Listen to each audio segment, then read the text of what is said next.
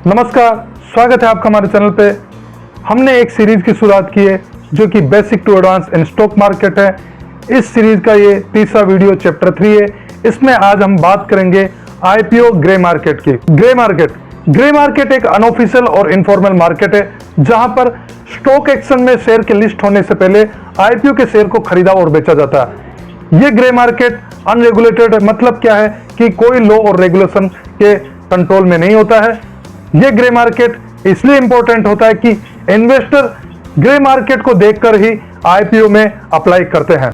Grey market premium, IPO में जो share होता है उसकी इशू प्राइस और ग्रे मार्केट में जो आईपीओ का शेयर है उसको जिस प्राइस पे खरीदा और बेचा जाता है, तो दोनों की जो प्राइस का अंतर होता है वो ग्रे मार्केट प्रीमियम होता है। चलिए इसको एक एग्जांपल से समझते हैं।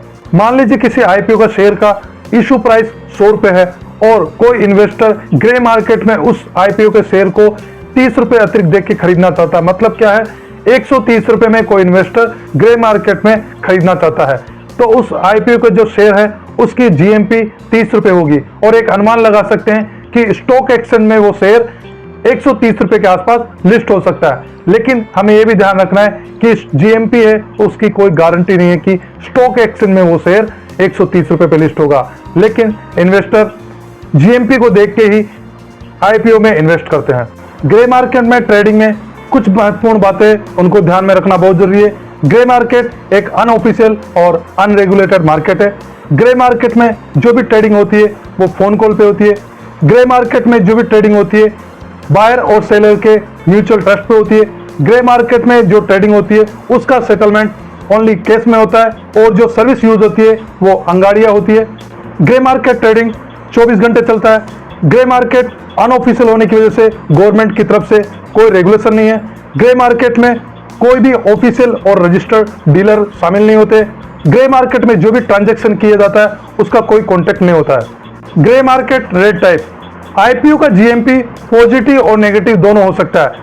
पहले बात करेंगे, अगर आईपीओ जीएमपी पॉजिटिव है तो क्या होगा, एक अनुमान लगा सकते हैं कि स्टॉक एक्सचेंज में जब भी आईपीओ का शेयर लिस्ट होगा तो एक अच्छा लिस्टिंग गेन हो सकता है। मान लीजिए किसी आईपीओ का जीएमपी 30 रुपए है और उस आईपीओ का शेयर का इशू प्राइस 100 रुपए है, तो हम एक अंदाजा लगा सकते हैं कि स्टॉक एक्सचेंज में वो आईपीओ का शेयर 130 रुपए पे लिस्ट हो सकता है।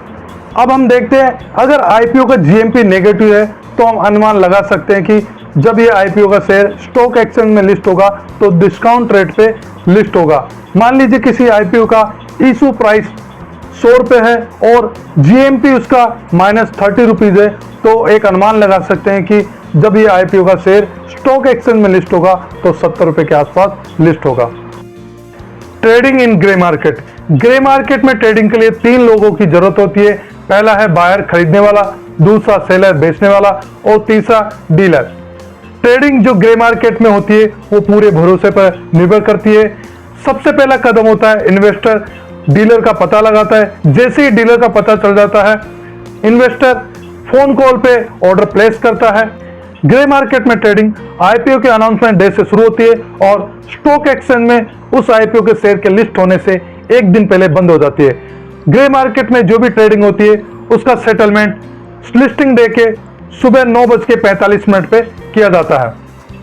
कोई भी आईपीओ से स्टॉक एक्सचेंज में लिस्ट हो जाता है तो उसके लिए ग्रे मार्केट विंडो बंद हो जाती है और ग्रे मार्केट में उस आईपीओ के लिए कोई ट्रेड नहीं होती है।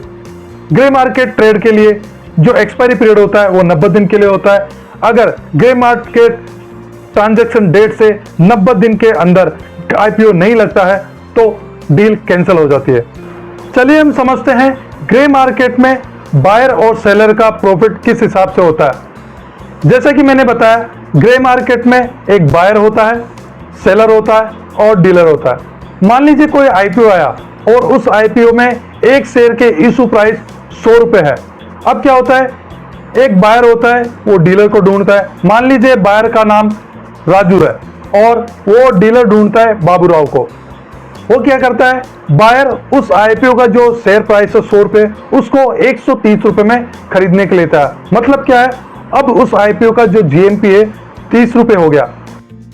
उसी आईपीओ में श्याम नाम का सेलर अप्लाई करता है। मान लीजिए वो 150 शेयर के लिए अप्लाई करता है तो एक शेयर की इशू प्राइस 100 रुपये, उसके हिसाब से वो 15,000 रुपये इन्वेस्ट करता है।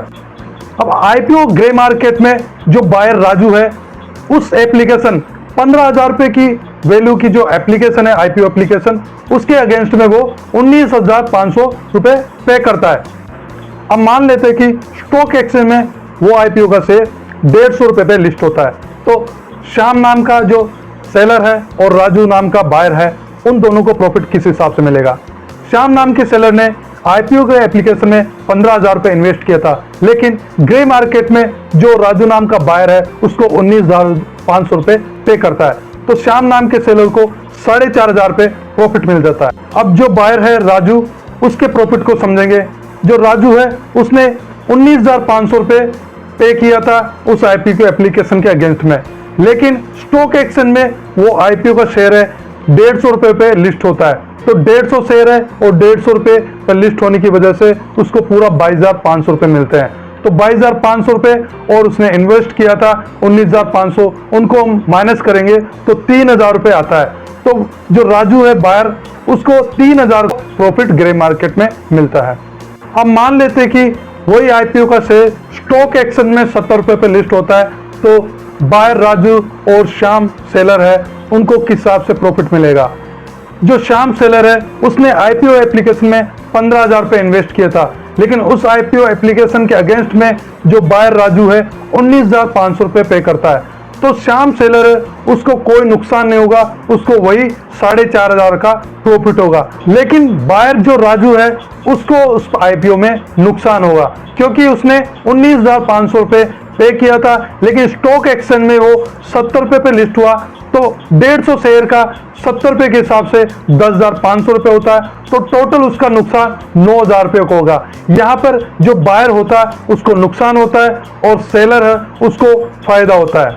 आपने इस वीडियो में आईपीओ ग्रे मार्केट के बारे में जाना। इस वीडियो को लाइक कीजिए, शेयर कीजिए।